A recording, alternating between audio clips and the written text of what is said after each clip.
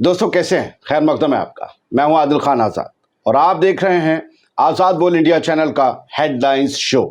अगले कुछ मिनट्स में दुनिया के सबसे बड़े अखबारात के जरिए दुनिया की सबसे बड़ी खबरें आपके सामने रखने जा रहा हूं, जिसमें आज आप देखेंगे डोनाल्ड ट्रंप ने कहा कि हमें भी चाहिए आयरन डोम।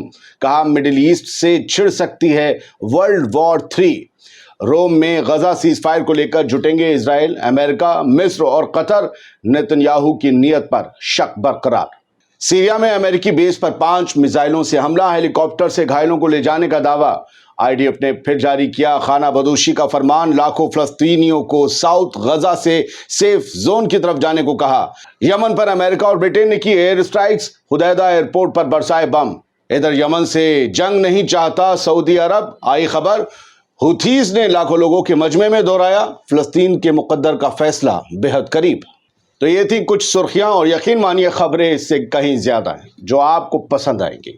शुरुआत करते हैं सबसे पहले उस फरमान से जिसे इजराइल की फौज ने सुनाया है, आईडीएफ ने सुनाया, और इसकी तस्दीक अभी अभी की हेडलाइन ये करती है टाइम्स ऑफ इजराइल में, जिसमें कहा गया है कि IDF issues new evacuation orders for south Gaza safe zone, says Hamas embedded in area. फिर वही बात है कि हमास आ गया है, फिर से इलाके में एक्टिव हो गया है, फिर से कब्जा कर लिया है, लिहाजा सभी को ये इलाका इवैक्यूएट करना होगा, खाली करना होगा, और साउथ गाजा सेफ जोन के लिए ये सारे ऑर्डर्स हैं। फिर से एक बार लाखों फ़लस्तीनी मुसलमान फिर हिजरत करेंगे, वही टेंट, वही बांस बल्ली, बैग सब अपने कांधों पर, व्हील चेयर पर नौजवान जाएंगे, जो घायल हैं बच्चे जाएंगे। खैर ये सब कुछ है, इसके बारे में हम बहुत तफसील से बात कर सकते हैं, लेकिन बड़ी खबरें हैं, 12 करीबन तो खबरें होंगी, लिहाजा सबकी बात जल्दी जल्दी करनी ज़रूरी है।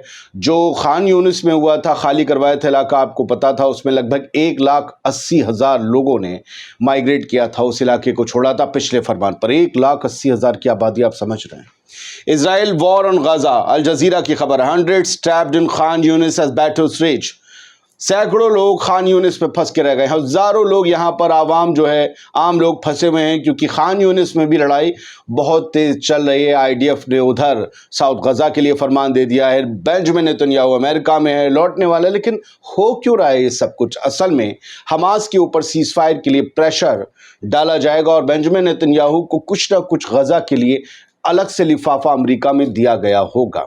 जो वहाँ पर यहूदी अरबपति रहते हैं, उन्होंने वो दूसरा लिफाफा दिया होगा, और हुकूमत की तरफ से किसी इजाज़तों या बंदिश का नया लिफाफा, बंदिश तो क्या होती है, उसका अलग से मिला होगा।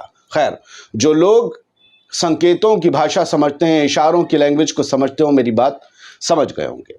ईरान की जो न्यूज़ एजेंसी है ना, उन्होंने हेडलाइन दी है कि यूनाइटेड किंगडम और यूएस ने, यानी अमेरिका और ब्रिटेन ने नई एयर स्ट्राइक्स की हैं यमन के हुदैदा एयरपोर्ट पर। इजराइल ने जिस हुदैदा पोर्ट पर, वो पोर्ट था, वो बंदरगाह था, ये एयरपोर्ट है, दोनों हाउथीज के कंट्रोल में है। अब वहाँ से जहाज़ जाने में दिक्कत होगी, पोर्ट थोड़ा तबाह हुआ है, यहाँ एयरपोर्ट पर स्ट्राइक्स की जा रही हैं। क्यों की जा रही हैं ये आप समझ सकते हैं। किसी के एयरपोर्ट को तबाह इसीलिए किया जाता है कि भाई इधर उधर ना जा सके, कहीं जा ना सके। तो ये अल मसीरा जो है यमन के हाउथीज़ के कंट्रोल में आने वाली वेबसाइट और अखबार, उसके हवाले से इन्होंने छापा है कि हुदैदा इंटरनेशनल एयरपोर्ट पर 4 बार कल हमला किया गया है, कुछ नुकसानात हुए हैं, लेकिन यमन ने कहा है कि हम इसके खिलाफ लड़ेंगे, बदला तो लिया जाएगा और फ़लस्तीन के लिए लड़ाई जारी रहेगी। यही बात अल-मायादीन की हेडलाइन में है। मिलियंस मार्च, कल 40वां जुमा था लगातार, जिसमें लाखों यमनी फ़लस्तीन के हक़ में जुमे की नमाज के बाद इकट्ठा हुए। वहाँ हर जुमे को लाखों यमनी इकट्ठा होते हैं। सोचिए, आपने कभी सुना है 40 जुमे तक या 40 हफ्तों तक लगातार कोई किसी के लिए निकला हो लाखों की तादाद में? अपने यहाँ तो अब तसव्वुर भी नहीं किया जा सकता कि हज़ारों निकल पाएंगे। ये लाखों की तादाद में निकले, यमन के आम लोग थे, और 40 कॉन्जिक्यूटिव फ्राइडे, लगातार 40वां जुमा था, और इन सब ने आवाज़ बुलंद की। और यहाँ इनके लीडर्स ने वो बात दोहराई जो कल बदरुद्दीन अल हूती ने दोहराई थी, मैंने पढ़ी थी, उसके बारे में अलग से बात की जा सकती है, वो बहुत डीप में कई बातें कही गई हैं। उन्होंने ये कहा था कि अब फैसला कुन जंग होगी, मतलब जो है अब इस जंग में डिसाइसिव होगी वॉर जो है। डिसाइसिव का मतलब जिसमें डिसीजन फैसला निकलेगा ही निकलेगा फ़लस्तीन के हक़ में। ये बात कल हाउथीज़ की तरफ से कही गई है। यही बात कल जुमे को भी दोहराई गई, शाम में बदरुद्दीन मलिक अल हूती ने भी कही। तो अब यमन फ़लस्तीन के लिए कोई मतलब स्ट्रैटजी जो जंग की बना रहा है वो बहुत अलग है, बहुत डीप है और बड़ी सीरियस है।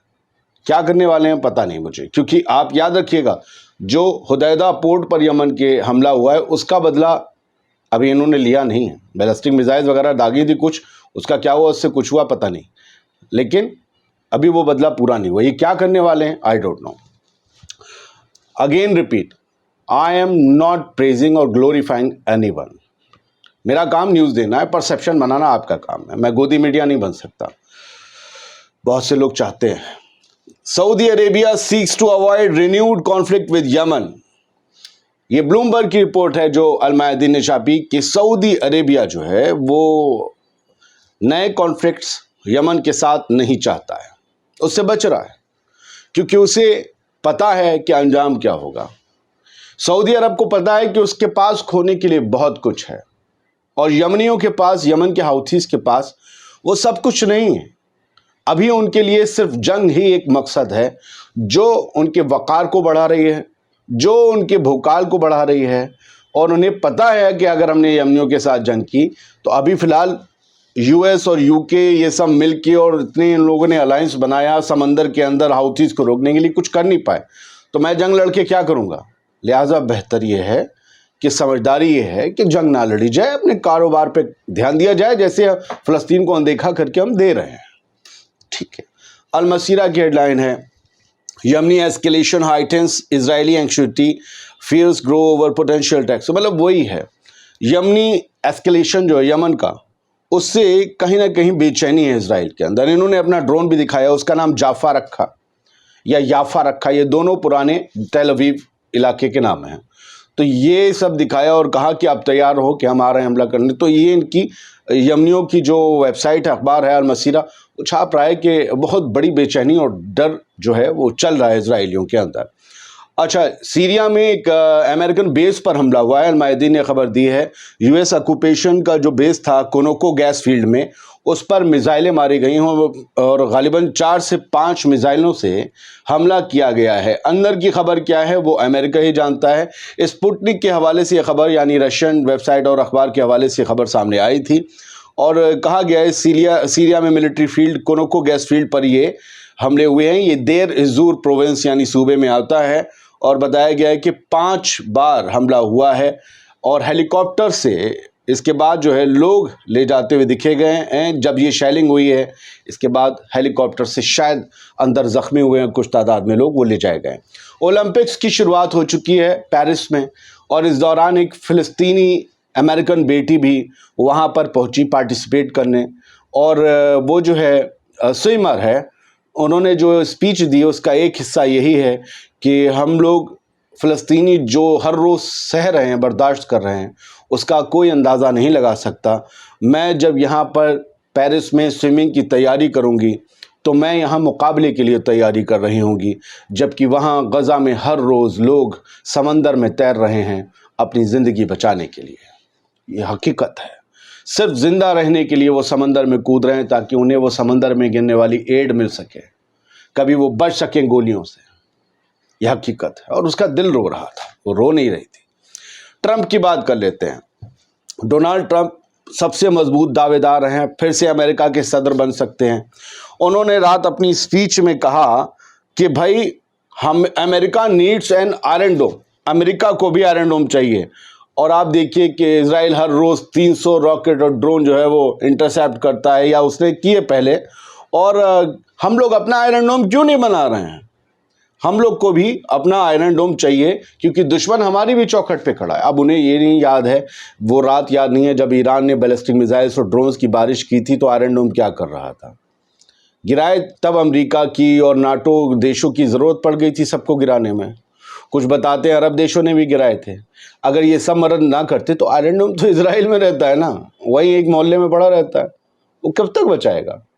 बाकी मुल्क ने मदद की थी, फाइटर जेट्स भी लगे थे, और फिर रोज़ हिजबुल्लाह कभी वो मरकेवा उड़ा देता है टैंक उनका, कभी वो आयरन डोम को ही उड़ा देता है, कभी ड्रोन डोम को उड़ा देता है, कभी वो सर्विलांस इक्विपमेंट्स उड़ा देता है।